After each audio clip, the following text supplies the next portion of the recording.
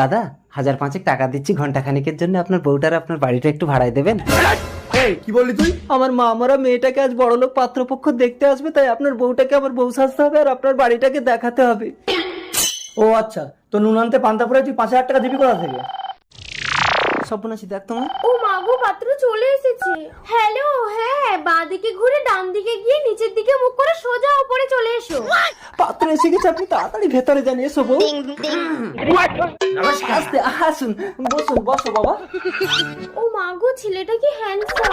এই সর্বনাশী মুখ ঢাকাতে। মদন বাবু, এ তো রাজপ্রাসাদ। হ্যাঁ, এরকম বাড়ি আমার অনেক আছে। আমার মেয়ের বিয়েতে এ বাড়ি আপনার ছেলেকে আমি দান করে দেবো। না না, এ বাড়ি আমি দেবো না। কেটা? ও এ বাড়ির চাকর। এই যা ভিতরে যা। আসলে অনেকদিন ধরে আমার বাড়িতে কাজ করছে তো, তাই বাড়ির মায়া ছাড়তে পারছে না। আমার বাড়িতে আমি চাকর? তা আপনাদের আসতে কোনো কষ্ট হয়নি তো? না না, আমার তো 10-12